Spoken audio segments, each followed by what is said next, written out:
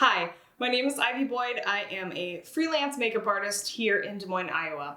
I've been wanting to make this video for a while now. In fact, I even wrote about this topic several years ago. But unfortunately, with the coronavirus, this topic has become more relevant and more important than ever. So today I want to tell you about some makeup artist red flags. This is for you as the consumer, the client receiving services, to look for, things to ask for, to ensure that you are getting a safe service. Unfortunately, whether we are in a time of a pandemic flu or not, I see a lot of things that are actually just not sanitary, and I personally take this extremely seriously, and I hope every makeup artist does. Even if you are making some of these mistakes as a makeup artist watching this video, I think this is a great opportunity to take our sanitation and hygiene more seriously than ever. We can reset now and we can get it right and keep it tight. First thing I want you to inspect when you're getting your makeup done is the work area. So when you arrive, you sit in the makeup chair, you should smell cleaning products. And that is because the artist should take something like this, Clorox disinfecting wipes, and use these to disinfect all of the work surfaces, including the makeup chair. So that includes handles and the side trays. My makeup chair has trays, so I wipe those down. While I just said they should have disinfected it, I think it's best if you see a paper towel under the items or a salon towel or something that is making a barrier between the surface and the products and the tools. Another thing I'd like you to look for in the makeup artist workspace is alcohol. And I don't mean mimosas. This should be like this alcohol, and it could be in a spray bottle. Usually it will be like this. This is for spraying on surfaces and disinfecting them, spraying on pencil products before they are used. It needs to be 70% alcohol. It cannot be 50, it can't be 90, and it can't be 99%. And that is because if the percentage is too high, well, you would think, oh, then it's stronger, it's better. No, actually, it's going to evaporate so quickly, it won't even be able to sanitize the surface. This is a cosmetic sanitizer mist, and while you can spray this on your palettes, over time it will dry up the product. This sanitizes it, but it also preserves the integrity of the product. So spritz it on the surface, and then you're gonna let it dry. What it says here is effectively cleans, rejuvenates, and removes bacteria from pressed powders, eyeshadows, cream foundations, etc. This is my cream foundation palette. We will spray it on there as well. We're gonna saturate all of those circles, and we're gonna let it dry out, which it doesn't take long to dry either. The second thing I want you to take note of is hands. So when I have been arriving at my client's home or office or photo studio, the first thing I've been saying is, could I wash my hands in your bathroom real quick? Or if we're in a kitchen, do it right in front of them. And if they don't see you do it, you can at least let them know. But I am still saying to sanitize your hands in front of your client. I trim my nails very short, like boy short nails. That is because I really don't like the feeling of long nails, but I also know that they inevitably would get makeup stuck under them. And I'm not saying that they can't have long nails. I know a lot of great professionals that do. Then they should probably be wearing gloves. Regular vinyl exam gloves.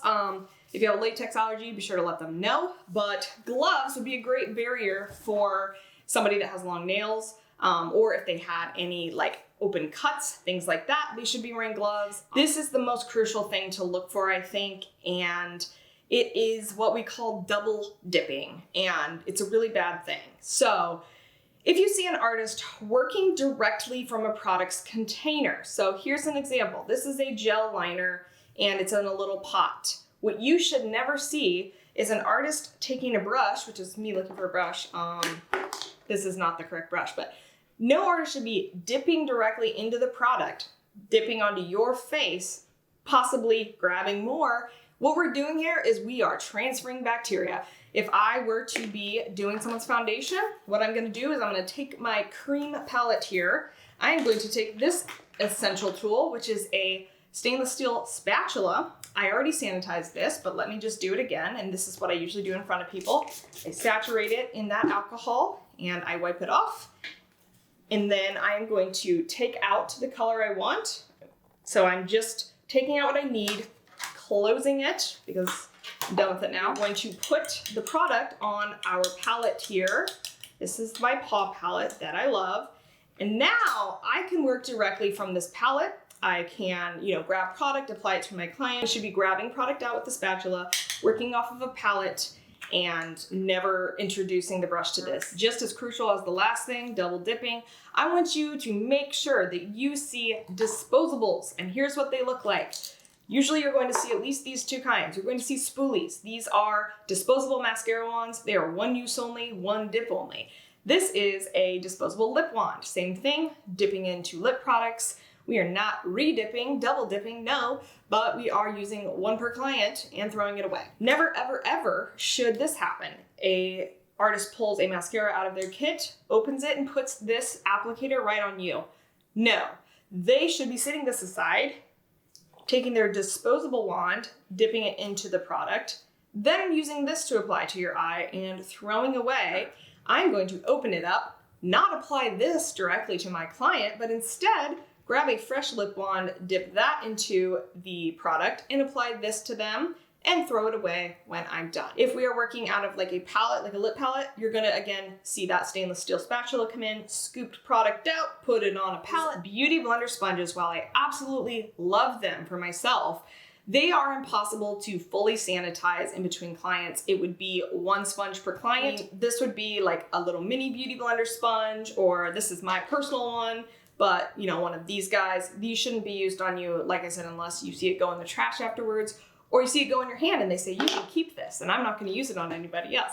Obviously, if you see a brush cup and it's got dirty brushes in it, visible product on the brushes, and they are grabbing from that, I mean, that's a huge no. I honestly hope no one's doing that at this point. Sometimes a brush falls on the floor. That brush should be picked up, discarded, put in your dirty bag or somewhere so that you do not accidentally grab it. I'm gonna do something that pains me because I never do this. I don't even do it in my own makeup because I don't even want to get in the habit. It is this. Dipping into, again, my personal blush, a product, blowing off the excess. I don't ever want to see a makeup artist's mouth near any product, and definitely not a brush. So when you're getting eyelash glue to dry, you can fan it around. You can't take the eyelash, blow on it to dry it. I'm sure it works, but honestly, is blowing DNA all over it worth the 10 seconds you save? Pencil eyeliners and lip liners, the procedure would be the same for this, but here's what you need to look for. They should be sprayed with alcohol. This is to kill any germs that might be currently on the surface of this. Then you're going to watch your artist sharpen it. That's taking off that layer of product. And now we're gonna spray it again. Felt tip liners. They look like this. They're kind of like calligraphy pens. They work more like that, but this shouldn't be going on someone's eye. Unfortunately, even if we sprayed it with alcohol, it's not gonna fully be able to get down in here and sanitize, because a lot of these are either a felt tip, like a marker, or they are actual brush fibers, and those are absorbing product and pulling it down, their bristles or their fibers. So there could be bacteria down in there that alcohol is never gonna reach. Here's how a makeup artist could use it and still do it sanitarily. Let's say they just really love the formula, and I gotta say they don't transfer as much as gel, so I get that. What they could do is press it onto a palette and get the product on there, and then work off of this palette. I hold the lash up, I kind of see, okay, I need to trim like a few clusters off the edge. I trim it, then I put glue on it, then I put it on my client's eye. Several people have told me that they have had their false lashes trimmed while it's on their eye. Now, I don't know about you, but I don't think I would ever want scissors coming towards my eye. They're probably gonna cut your own eyelashes off while they're doing the trimming anyways. So just say no to scissors and sharp objects right by your eyeballs. We as makeup artists and beauty professionals in general have a huge responsibility for the person's safety who sits in your chair. And in that hour's time or so, they're in your care and they're at your mercy.